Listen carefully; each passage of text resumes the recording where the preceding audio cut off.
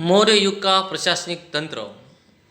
अब मौर्य युग का प्रशासनिक तंत्र जो था वो किस प्रकार से था।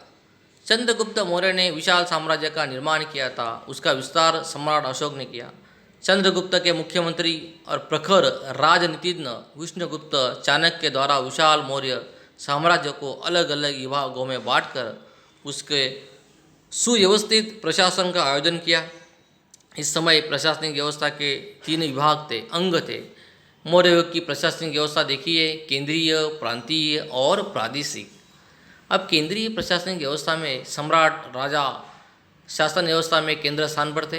वो साम्राज्य की प्रशासनिक, सैनिक और न्याय तंत्र के प्रमुख होते थे। उनका पद वंशानुगत था, वंश परंपरा के अनुसार उनको यह पद मिलता था।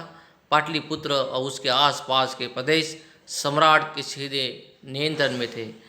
वे मंत्रियों और उच्च अधिकारों की सहायता से शासन करते थे।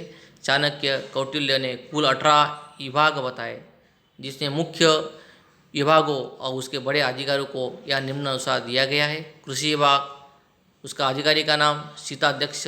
सैनिक विभाग सेनानी। न्याय विभाग प्रदेश्री। व्यापार विभाग पाण्याध्यक्ष। अभिलेख विभाग महा अक्षपटल। मुद्रा मतलब पासपोर्ट विभाग मुद्राध्यक्ष। इस प्रकार से उसको नियुक्त किया गया था।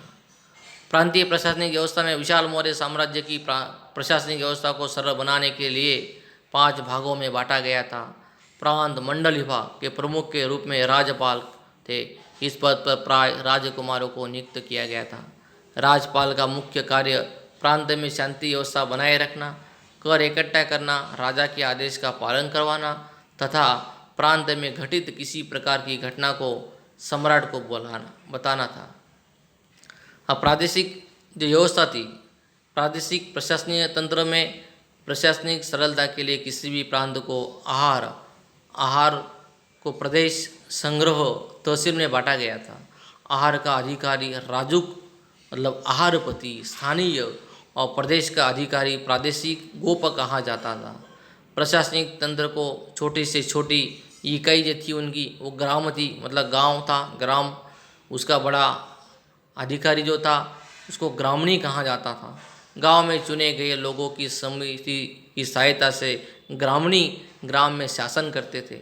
सम्राट अशोक के उत्तराधिकारी तथा मौर्य वंश का पतन किस प्रकार से हुआ। सम्राट अशोक की मृत्यु के बाद उनके उत्तराधिकारियों के बारे में ब्राह्मण, जैन, बौद्ध आदि ग्रंथों में से अलग अलग जानकारियाँ मिलती है। पुराणों में दी गई जानकारी अनुसार मौर्य वंश के कुल 9 या 10 राजाओं ने मिलकर 137 वर्षों तक शासन किया था। मौर्य वंश के अंतिम शासक बुरोदस्त से कमजोर शासन का लाभ लेकर उनके सेनापति पुष्पशुंग ने सैनिक का निरीक्षण करने हेतु बुलाकर उनकी हत्या कर दी। और इस प्रकार ईसा पूर्व 185 में पुष्यमित्र शुंग ने मगध की सत्ता पर शुंग वंश की स्थापना करके मौर्य वंश को समाप्त करवा दिया था। तो इसी प्रकार से विद्यार्थी मित्र हो, आपको ये वीडियो देखकर और फोटोकॉपी देखकर इस बात को अच्छे से अच्छे समझाने का प्रयास करवाना है। आज की वीडियो में विद्यार्थी मित्र हो इतना ही। धन्यवाद।